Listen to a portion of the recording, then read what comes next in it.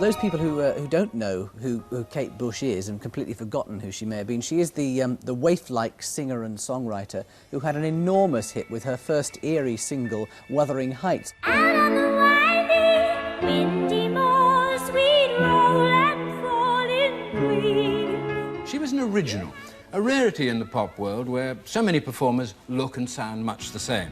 She sang the letter.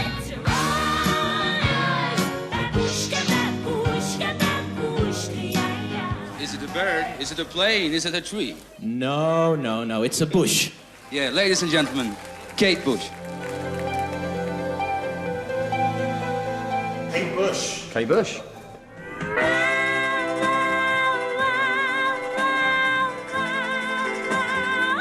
It's just like fire, you know? It's all just like coming out of her mouth. She has made her performances into something of an art form, mingling dance and mime and all kinds of theatre. I mean, they're not normal songs. None of her songs have been normal. I see the people working. She's just who she is. She's unique. She's a mystery. She's the most beautiful mystery.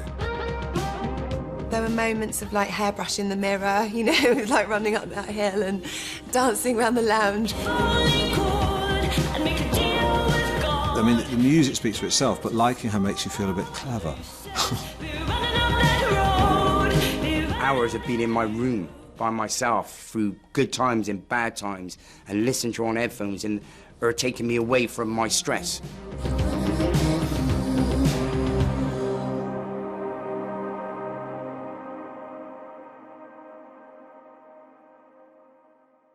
Let me tell you a story. When I had my civil partnership 9 years ago in 2005, and Kate, we invited Kate. We didn't think she'd come, but she came with her husband, Danny. And there were a lot of very famous people in that room. There was like 600 people. And all anybody wanted to meet was Kate Bush. I mean, musicians, anybody. They couldn't believe Kate Bush was there. She's kind of an enigma. I don't think she's ever particularly wanted to play the game, has she? But I think when you've done great work like she's done, and then you retract from the public, people almost have to make up their own version of you, don't they? You can hear one note of a Kate Bush song, or one note of her voice even, and know immediately what it is. And that is the biggest feat of any artist, especially when you consider, you know, all the roads that she's gone down.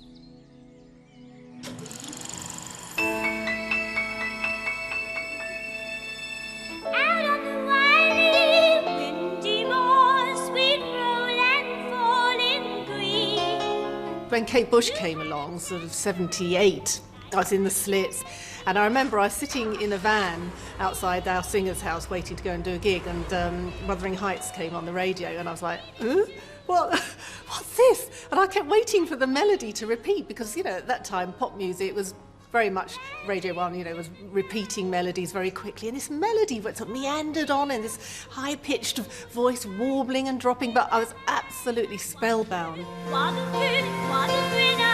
When I first heard it, I thought that was extremely challenging. The vocal was almost hysterical and so up there, the register.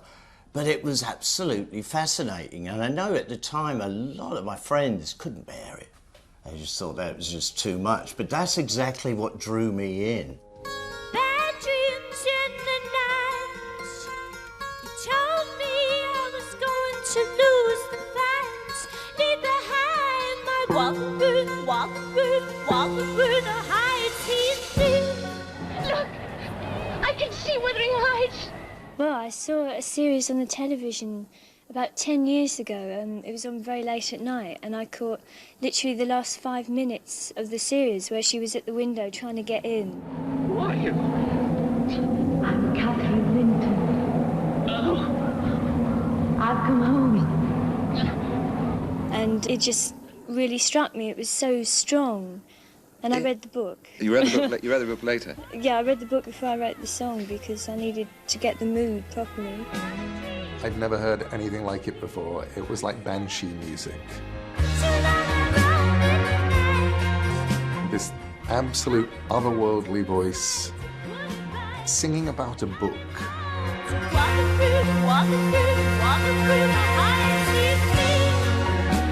And as a bookish kid, I was always fascinated by anything, any music that seemed to be about or inspired by books.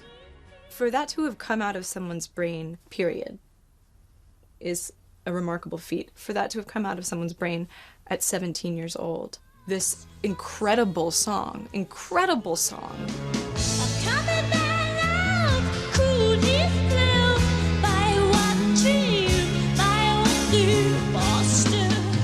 There aren't that many amazing pop songs that have 2 or 3 key changes in them. And I'm not talking like modulations, I'm talking like, okay, now we're in the key of Q. You know, it's like, what? But it's so brilliant, it's so memorable. I always karaoke that song if I drink enough.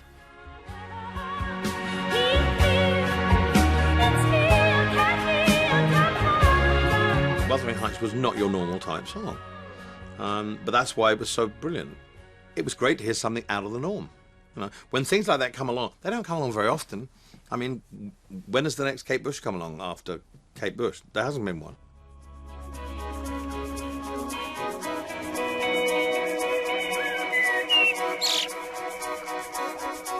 Now let's get back to the beginnings. You're 19 now? 20. 20? Yeah, just. And you're from Kent? Yeah. And is Kate Bush your own name? Yes, it is. Now, your father's a doctor? Yes.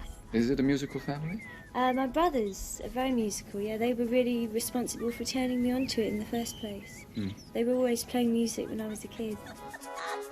Her brothers were a big part of it. They were very much, in her early days, their formative years, particularly people like Paddy. I mean, he was having all these musical ideas coming in. He had all these strange musical things that he was into, you know, lots of strange musical instruments and various forms of music, and he would run those past her, and lots of it would stick, you know.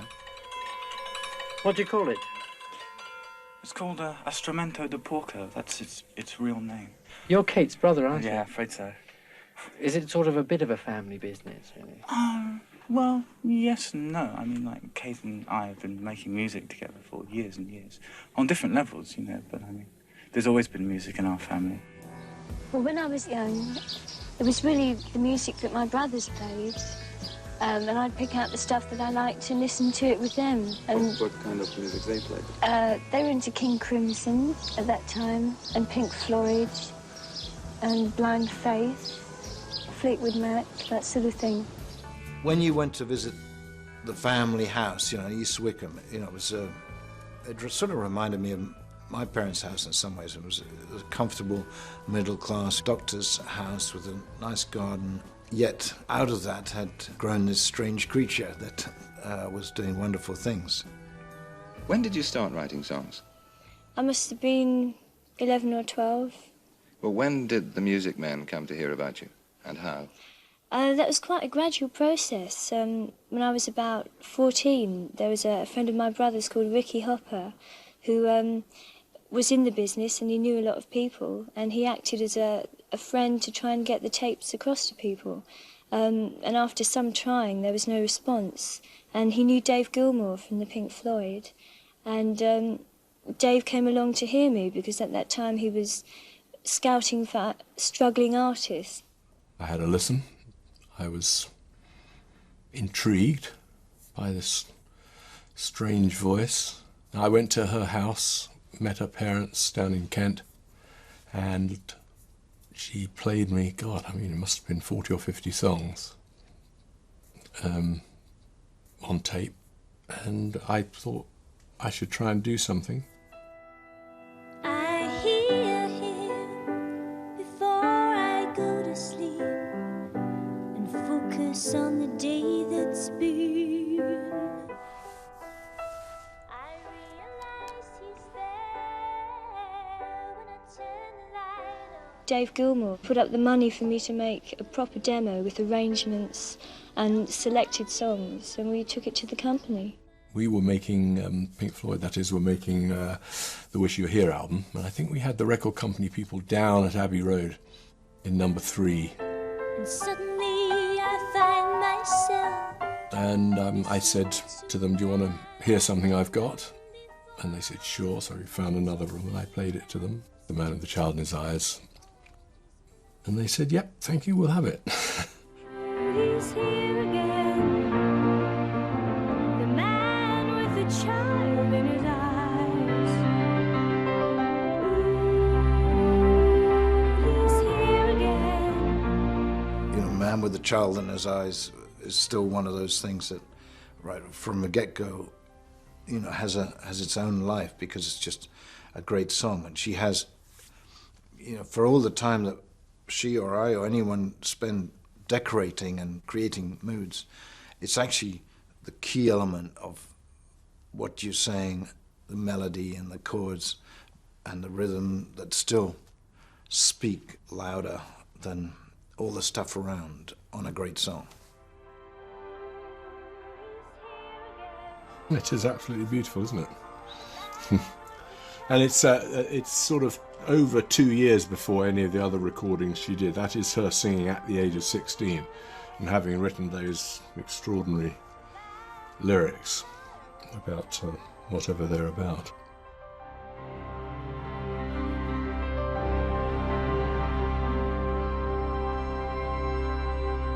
The thing is with me, I only like extreme talent. That's the only thing I can listen to. And I like originators. Where does Kate Bush come from? You can't hear her influences. You know, it's like Billie Holiday. When I first heard Billie Holiday, I never heard anything like that in my life. The same with Kate Bush. I can't figure out musically, artistically, who her mother and father is.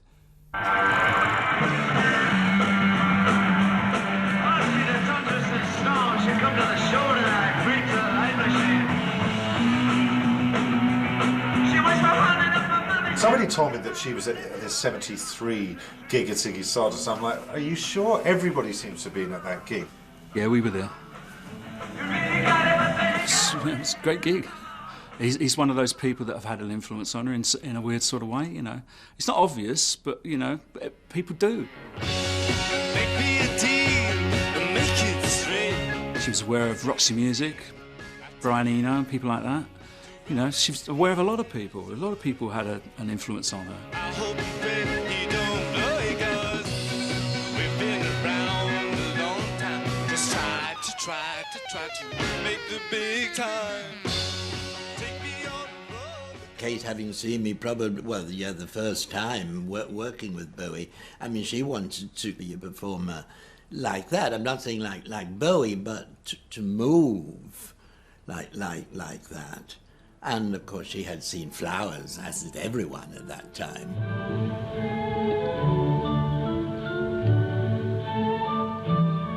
I went to see a show, and it was Lindsay Kemp, and really I'd never seen anything like it before. And what he was doing was he was using movement without any sound at all, something I'd never experienced. And he was expressing so much, probably more than most people would express with their mouths, and it suddenly dawned on me that there was a whole new world of expression that I hadn't even realised.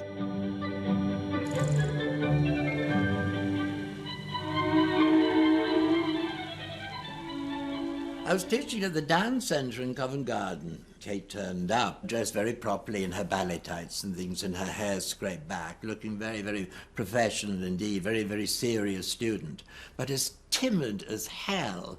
And of course she took a place at the back of the class. You know, I had to coax her forward. I mean, she was extremely shy, extremely timid. And of course the first thing I had to do was, you know, bring her out of herself, give her courage. I have to say that once Kate actually started dancing, she was a wild thing. I mean, she was wild.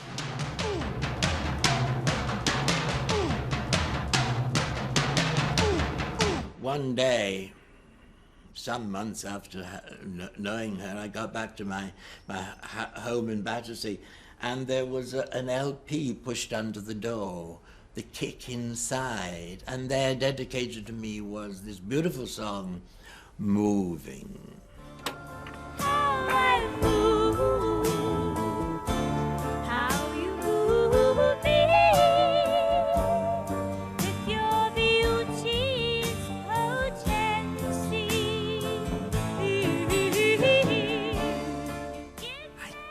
No, she had had any aspirations to being a singer.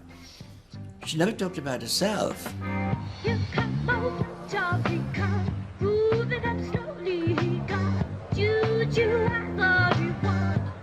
I met her for the first time in the spring of '77, and we went around to her brother's house to meet her because we wanted to get a band together to do some pubs, and the idea was we'd get his sister to sing because we might be able to get a few more gigs if we had a girl singer, you know. And so we got that band together. We had a few rehearsals. We did lots of covers, but we did things like James and the Cold Gun, Heavy People, and all that kind of stuff. We did embryonic versions of those.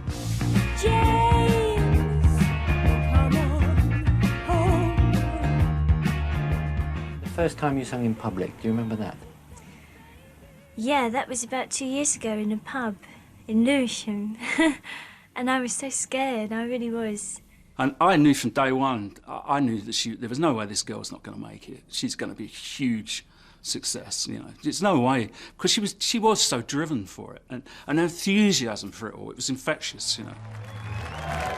Now we have a young person, Basil Bush's sister, who, as you know, was responsible for that great hit, Wuthering Heights. Kate Bush and the Bushwhackers. Rolling the ball, rolling the ball, rolling the ball to me.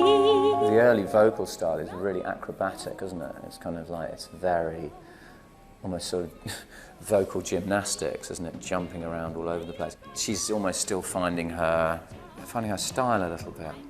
It's quite kooky and strange.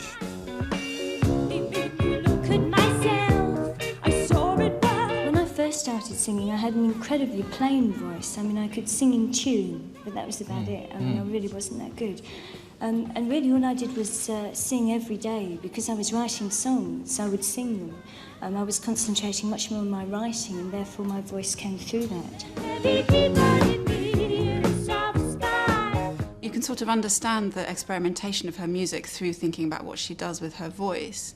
And she uses it as a kind of fabric to sort of pull and push and almost tear apart. And she's sort of stretching the fabric, not just of her voice, but of the whole kind of pop form, I think.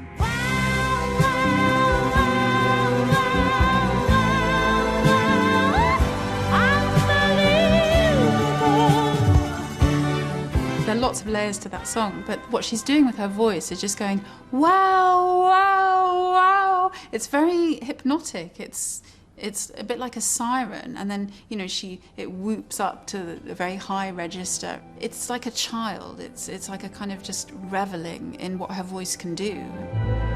We're all alone on the stage tonight. It's sort of about her own melodrama, isn't it? About the actor, about the sort of the sadness of vanity.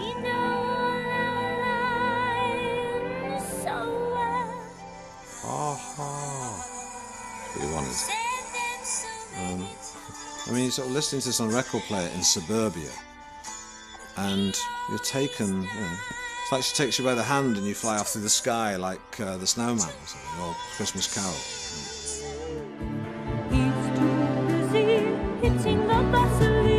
He's too busy hitting the Vaseline. I don't know whether that's a gay reference or not. It's a bit rude. You'd give me a part, my love, but you'd have to play the fool. Whoa, whoa, whoa, whoa, whoa, whoa, unbelievable.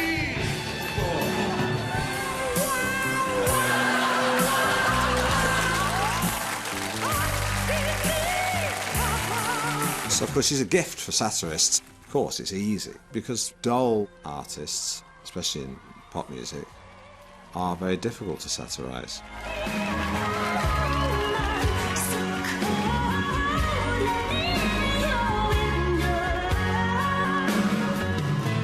It was all there on a plate, really, wasn't it? I'm running up that road. I'm running up that hill. No problem. Rolling the ball. It's about misinterpreting what she meant, you know. it's me or Kathy. I'm Kathy, I've come home now. So I called, let me into your window. And I think he goes, let me into your window. Whoa. As if it's sort of cheeky and sexy and not about, you know, the angst of love. Let me into your window. Oh, Heathcliff. It was fun to do, people laughed. And Kate Bush came to the last night of my show to see it, when we performed in the West End. She said, it's so nice to hear all those songs again. That's what she said. We're all alone on the stage tonight. In early January this year, Kate Bush had never performed before an important live audience. In a sense, she was a media singer. When she took the decision to go on tour, no one doubted how important it could prove to her career.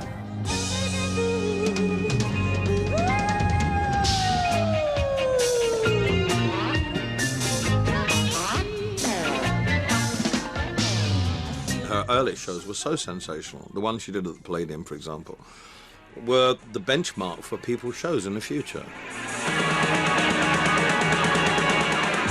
Orally, she was who she was, but visually, she created a new standard for people. Did you enjoy the show? Oh, it was lovely. Did you? You really happy? I'm knocked out. I can't believe that audience. Now that it has worked so well, I gather you were a little bit worried beforehand that it would all be okay. Now that it has proved to be so successful, do you think you might do a more extensive tour later in the year? That really depends. So much depends on energies, you know, because it can become very tiring with the travelling. I don't know. We have to wait and see.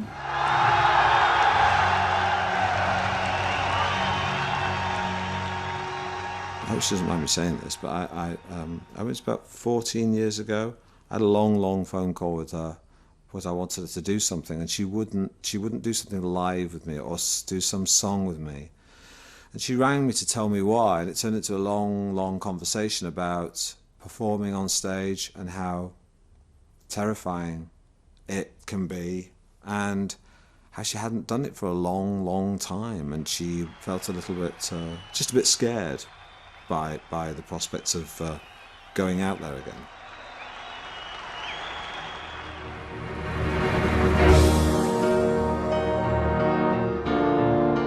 I think her early stuff was her kind of still finding her way. I don't think that she'd quite found herself. You know, lots of artists need to find their way. And all of that early stuff with her dancing around in a leotard. I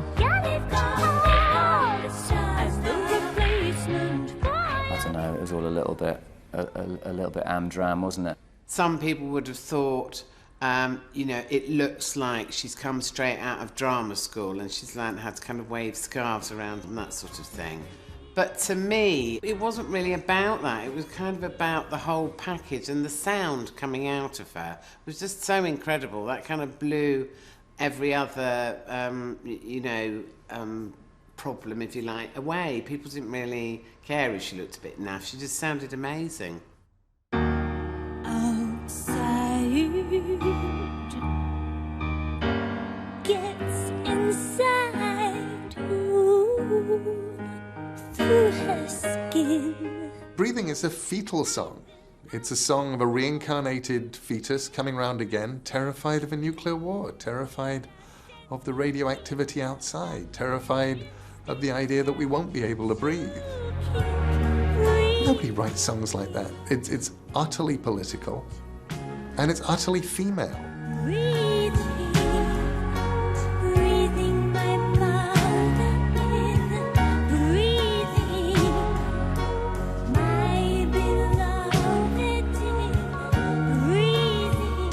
It's almost like a reminder how important women are. I've had a funny thing, you know, my mother committed suicide and my whole career has been based around my mother.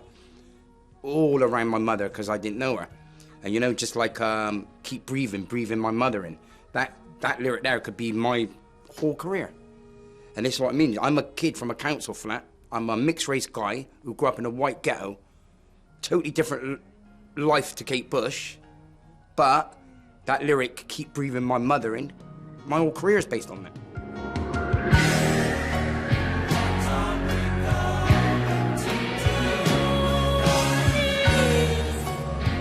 was like a little symphony. It had the male choir, like this call and response.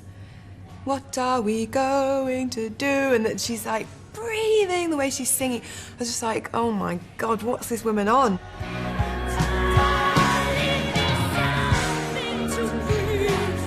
This is a whole universe I can dive into, and for me it was very avant-garde and expressive and kind of from a complete different planet to everything else that you see from the 80s, like you say, Duran Duran, you know, on a boat in Rio. It's like she was definitely out there on her own. Well, it's funny, nobody ever applies the term progressive rock to Kate Bush, but to me it's prog. You know, it's everything that I love about the best prog. It's like the really sort of brash stuff, which is about people showing technical ability, I have no interest in. But the experimental, dreamy stuff that sort of came from lots of different places at once, you know, I sit her stuff next to Genesis, the obvious comparison as well, because of her story with Peter Gabriel.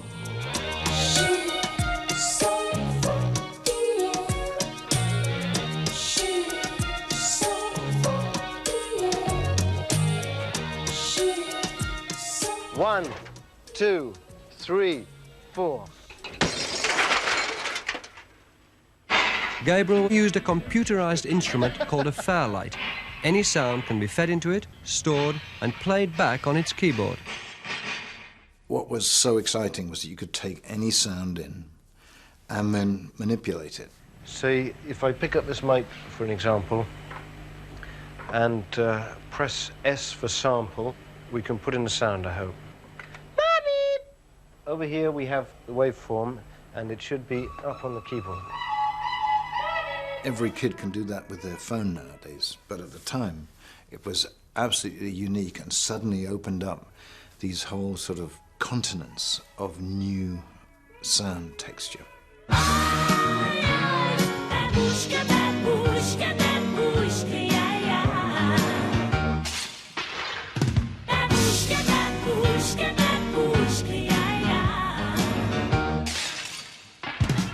Well, she did give me a credit on one record for opening her windows. I had actually cleaned the windows, but I'm very happy to get any acknowledgement. She wanted to test her husband. She knew exactly what to do. A pseudonym to fool him. She couldn't have made a worse move. She sent him scented letters, and he received them with a strange delight. Just like his The video is so kind of classic Kate Bush, because she does this thing whenever she's performing, which is that she's one version of herself, and then often when the chorus kicks in, she sang the letter. she becomes this other version, which is a kind of crazier version, and her eyes get very wide, and you know the camera zooms in, and she's sort of performing this kind of crazy, unhinged woman, and that's clearly inside her that she brings out in these songs.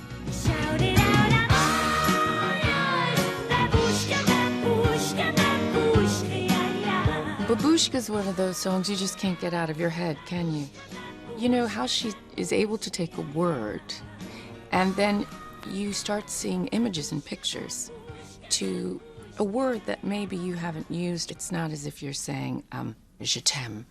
It's babushka. And how she's turned that into, though, an emotion. That's just how she's able to use a combination of a word and a combination of a melody and the rhythm of that, and it creates a new language.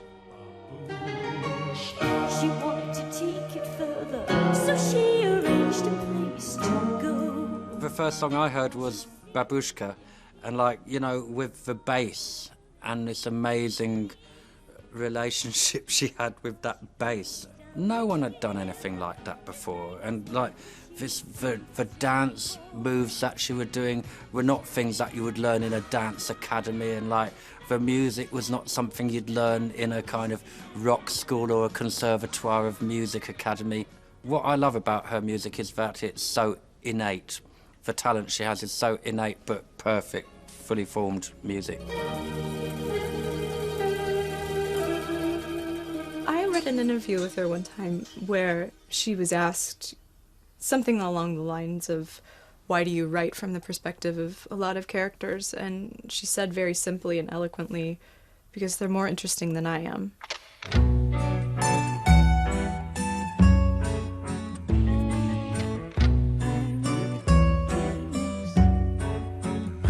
She seems to have an endless kind of ability to put herself in and empathise with different characters and viewpoints.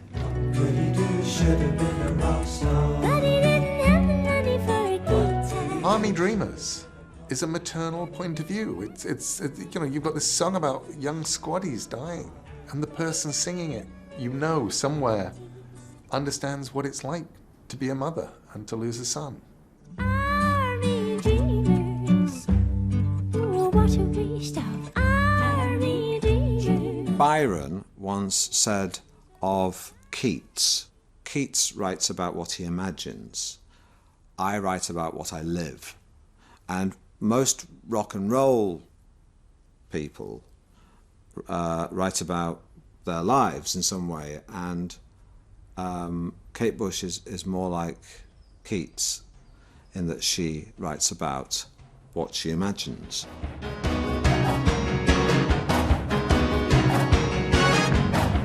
I see the people working and see it working for them, and so I want to join in, but then I find it hopeless. So say the knowledge is something set up in your life. My favourite album by her is the Dreaming, and I think she produced that one herself.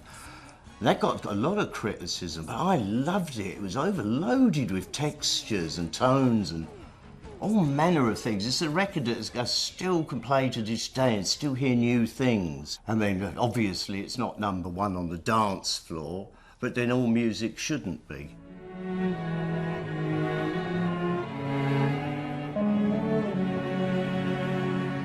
Well, seemingly it's you holding onto some bloke's ears with something in your mouth. It looks like a... Is it a key? Yeah. It's a key! Uh-huh. Well, if you listen to the album, and especially to the song Houdini, then you'll know all about it.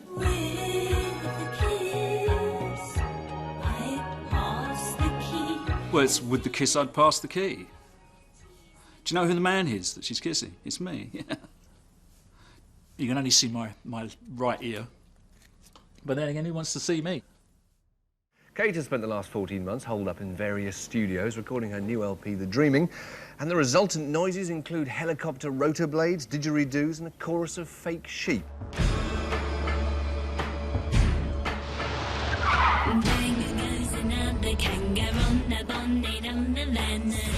That on that track you employed, I think, Percy Edwards to supply the kind of synthesised jungle backing. Yes. Well, I knew that in the choruses we wanted to create a feeling of the landscape, and obviously there are a lot of Australian animals, and the sounds are very reminiscent of the environment. And of course Percy could come along and give us a selection of at least 10 different Australian animals. I'm not sure which song is the one where she's like donkey braying. There's one where she's like...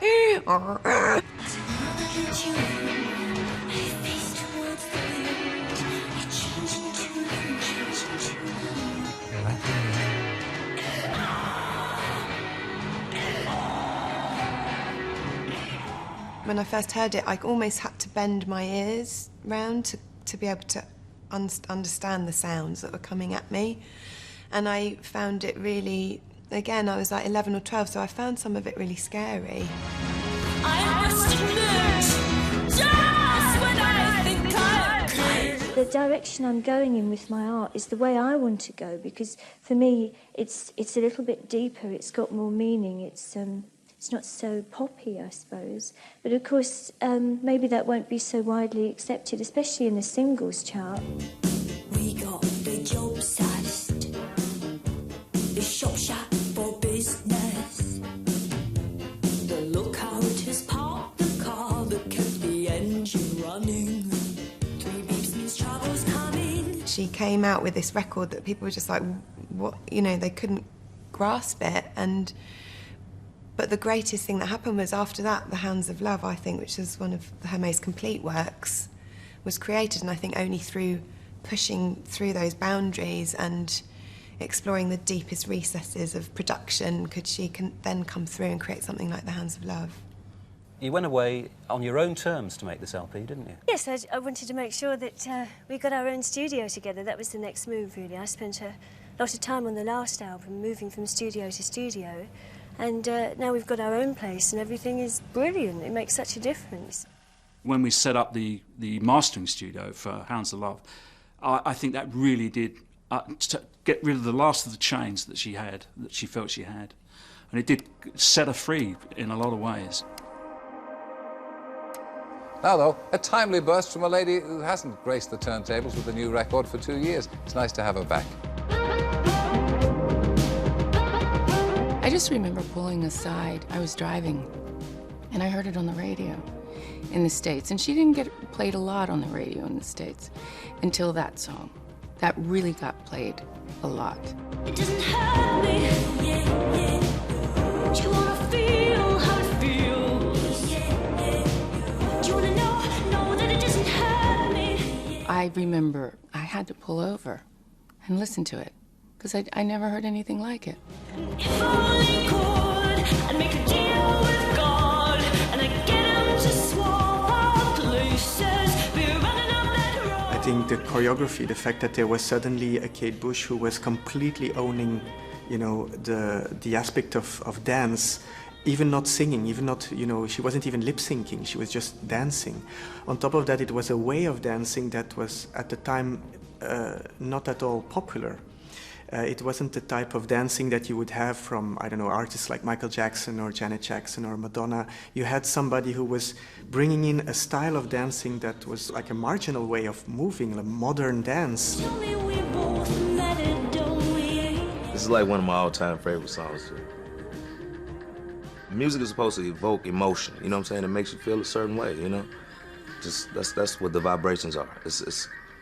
It's not stagnant, it's not just plain or whatever. Every time you listen to it, it just touches you, strikes a chord.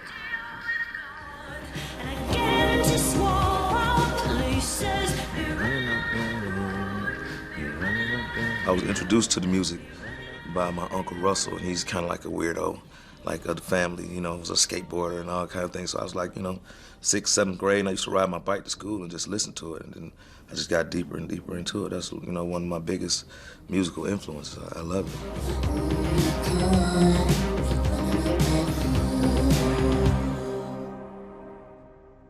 it. If you look at her work from The Kick Inside and how it evolves through things like Never Forever and stuff like that into, you know, the zenith, which is Hounds of Love for me, you know. It's a beautiful evolution, and the songs are kind of becoming more sophisticated, even though they've always been sophisticated, even from the start. They're just developing a kind of calm sophistication, and I think she just always kept people guessing. Now here with the title track of her best-selling LP in the studio at number 18, Kate Bush with the Hounds of Love. In the trees, it's coming. When I was a child, running in the night, afraid of what might be, hiding in the dark, hiding in the... She starts the song with a quote from Night of the Demon, and it's a little bit scary. The hounds of love are haunting. I've always been a coward. It's like this repressed sexuality, so sensual and sexual, and it's so honest as well. I'm a coward and I'm frightened. You know, to state I'm a coward in a song is quite a brave thing to do, actually. Here I go. It's coming for me through the trees. It is like she's on a leash. It's like the whole song's on a leash, and you're tugging it back, but you know it's just gonna escape and burst and run free. Take my shoes off and throw them away, and I'll be... I'm convinced that as great as that record sounds, if you had anyone else sing it, you know, anyone else try to kind of weave and make it kind of do that thing where it burns like wildfire and it comes alive, no one else could do it. it's incredible the way she brings this kind of cold Arctic atmosphere. It's just like fire, you know? It's all just like coming out of her mouth.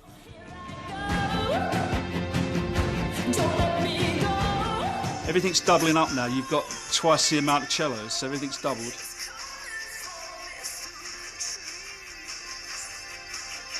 Fairlight synthesizer, there's the wash, which is what she wrote the song with.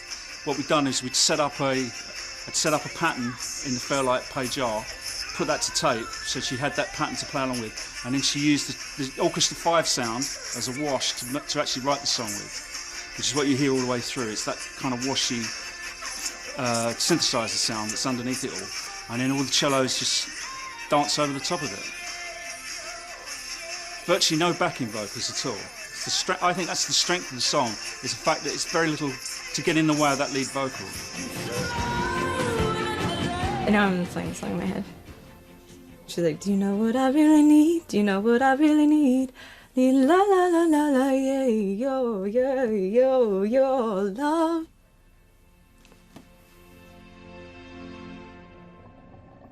I find it really hard to sort of separate images from the music once you know the music's brilliant. And of course, I associate this image with some of my favourite songs that I know in my life. Little light shining. The second half of The Hounds of Love that's really where the magic is for me. I mean, the first half is a collection of the singles almost, isn't it? But the second half is an incredible sort of series of songs, and Dream of Sheep, which is so beautiful. I tune into some friendly voices talking about stupid. I tune into some friendly voices talking about stupid things. I can't be left to my imagination. Let me weak, let me sleep and dream of sheep.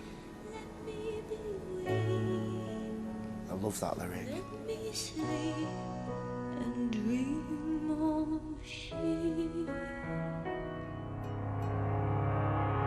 The way it kind of goes into the stranger songs like Waking the Witch and things like that, where it's just these odd little uncomfortable little musical moments.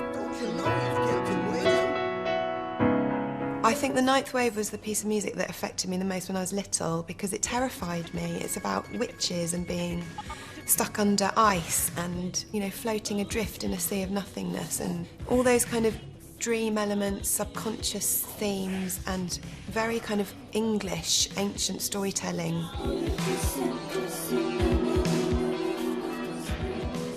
It seems like on that piece of music she captured that moment between waking and sleeping.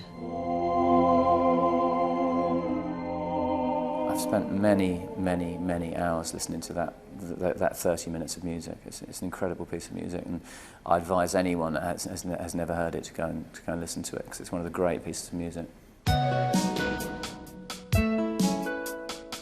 Creativity comes from the freedom to fail, and the freedom to fail comes from, you know, experimentation, and that's what gives something its individuality. And, you know, I think her courage and which is the positive way of interpreting it, or bloody-mindedness, which is the negative, is part of what gives her real value as an artist.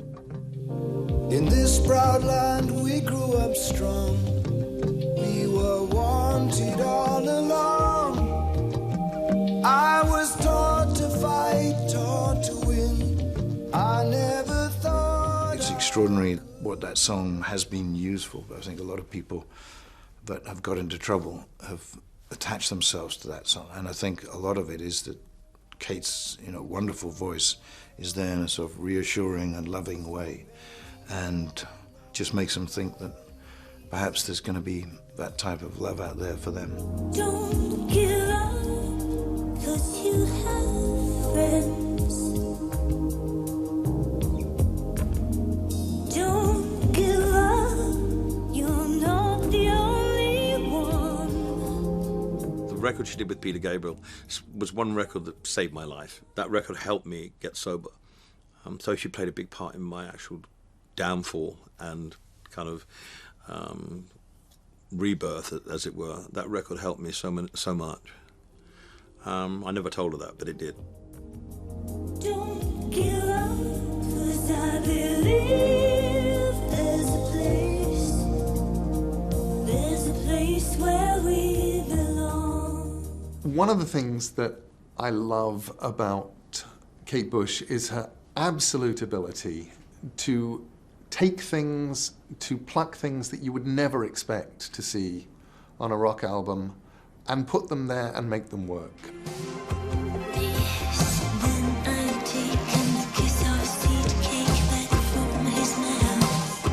James Joyce's Ulysses, one of the greatest passages in all of English or Anglo-Irish literature, is Molly Bloom's glorious soliloquy, ending in a sequence of yeses. Yes, he said, I was a flower of the mountain, yes. So we're all flowers, a woman's body, yes.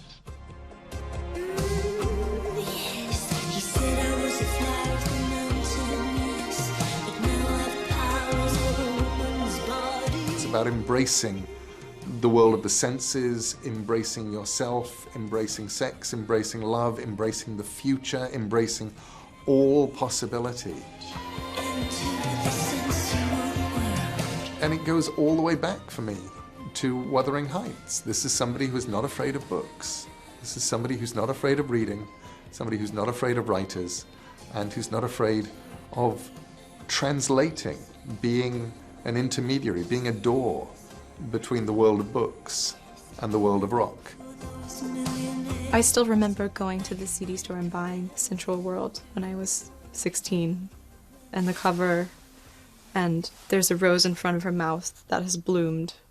She's got big wide eyes, and I remember, you know, putting it in the shitty car stereo on the way home, and, you know, and my life was forever changed.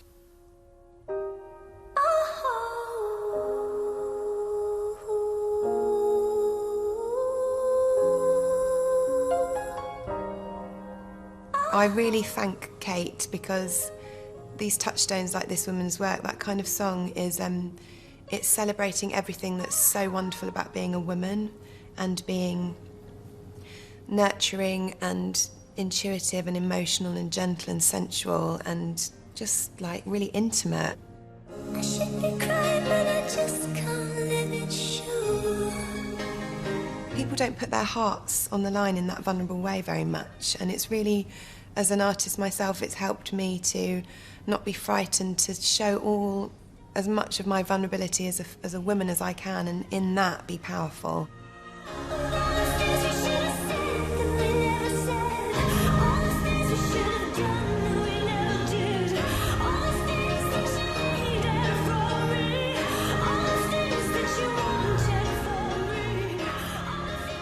It's as if within her voice there's everything, every possible facet of human experience is there under her surface, and her work as a writer is to constantly draw that out, and not just the particularity of her experience as a female body, but her experience as a person, which is to be prey to all kinds of forces and sensations.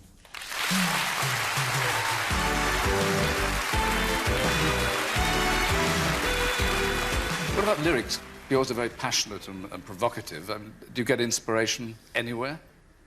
I think it is elusive stuff, but I think really the biggest inspiration is people. I think people are just so inspiring. They're fascinating and wonderful, and I think, you know, that nearly every idea that a person has had has probably at some point come from another person. I think The Red Shoes, without going into too much detail, is a very personal album. You know, there was a lot of very personal stuff happening at that time. And I think it shows in the music. I mean, basically a lot of the music on the album is about breakup of relationships. You know, I'll come around when you're not in and I'll pick up all my things, you know, all that kind of stuff. It's alright, I'll come round when you're not in, and I'll pick up all my things. Everything I have, I fought with you. It's such a desperate song. I mean, she really finds a way to convey despair, the despair of missing the person, or a breakup that you know will never come back together again. I don't quite know how to put this, but obviously, you've had a professional and personal relationship with Kate for a long time, and the Red Shoes was an expression of some of the things that may have been happening between the two of you, and yet you were still working together. That's exactly it. Well, because the working relationship was never a problem. We always work together reasonably well. We always argue. We always have and always will. I guess I've always argued with Kate. She's always argued with me. But I guess that's the way it is. So I feel I'm emotionally involved with it all to a great extent. Much more so than most people would imagine. Not only did we have a personal relationship and I work with her, I really love her music. I really do. To the point where I've virtually worked with nobody else because nobody else comes close. Some moments that I've had, some moments of pleasure.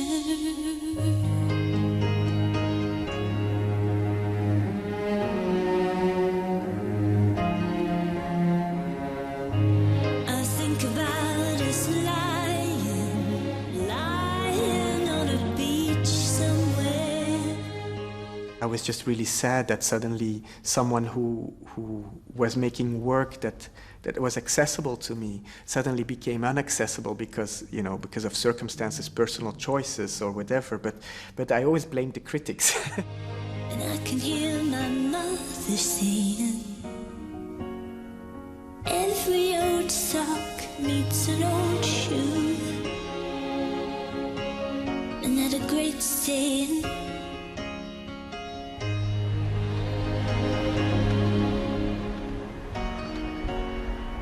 Every old sock needs an old shoe. The fact that she took time off to raise her child and disappear and give Bertie a wonderful life, the humanity in her is so great, and she wasn't interested in anything except, raising her child and being happy. And I don't think what Kate Bush did was like a weird thing at all, to kind of withdraw to bring up her child, if that's indeed why she did withdraw. Maybe she just withdrew because she was sick of the whole bloody lot of them wanting to know about her life. And I could really understand that. For me to get into that creative process, I have to have a sort of quiet place that I work from. And if I was living the life of somebody in the industry as a pop star or whatever, it's too distracting. It's too to do with other people's perceptions of who you are. And what's important to me is to be a human being who has a soul and who hopefully has a sense of who they are, not who everybody else thinks you are.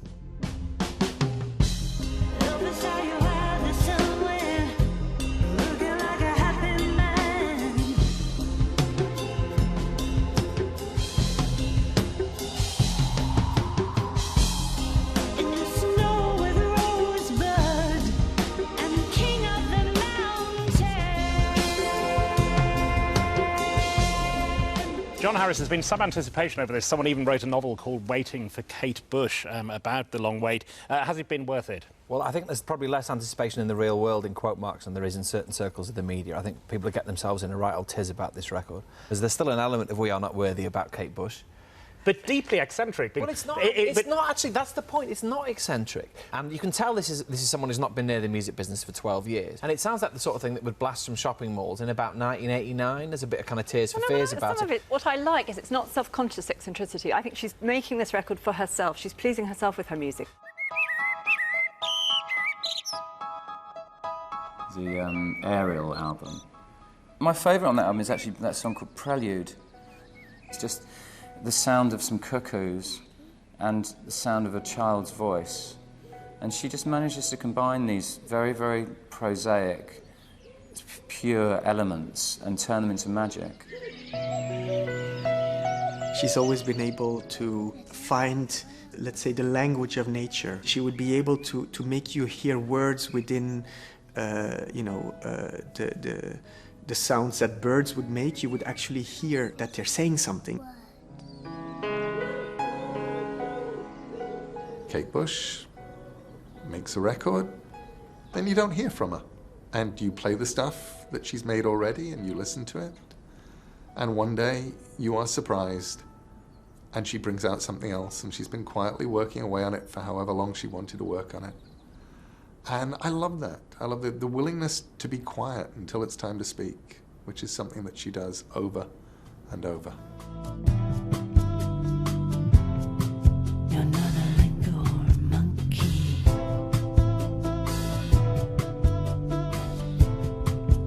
Nor a big brown bear.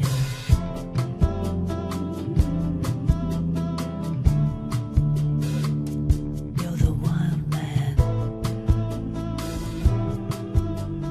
50 Words for Snow. My favourite track on that is where her little son, he sings, I am sky. You know, that amazing, like, choral boy, pure voice was like, it's just so lovely to hear the generations coming through and that they're making music together. I am sky.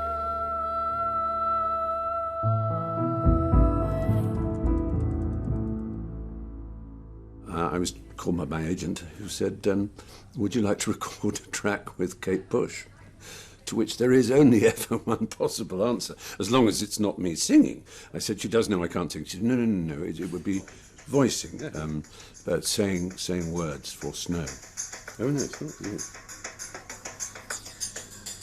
Yeah. I just still can't quite believe it says Kate Bush stroke Stephen Fry.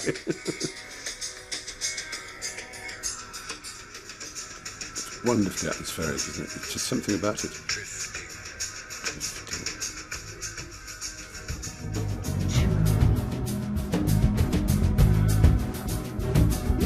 Twisting.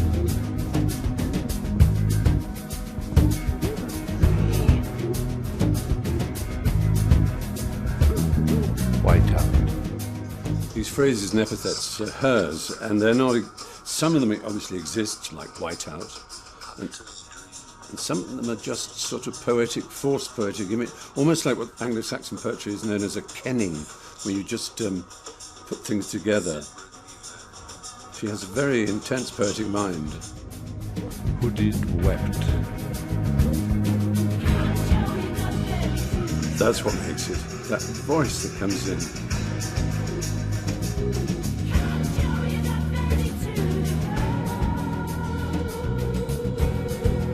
The intention is to tell a story, to create a sonic world for us, a sonic painting for us to walk into, without having to see her. She's transcending that. She's choosing to transcend that, and that's a very powerful thing to do.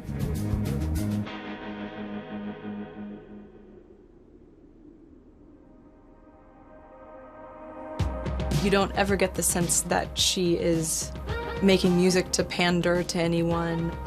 I think you always get her absolute best attempt at her true vision whenever you get a Kate Bush record. The word coming to my mind is national treasure, but that means kind of like an almost dead person, doesn't it, or something? She's become a legend, not just because she's been absent, but because she's important to musicians as much as she's important to the British public. She's one of those people that has got the muse over their head. She's got this special way to tap in to the energy and reality of music. She takes you somewhere else. You know, there are other artists, they're of a genre, aren't they? And you can sort of jump between them. I don't think you can do that with her. I think you have to fully submerge yourself in, I was going to say the bush, but I better not.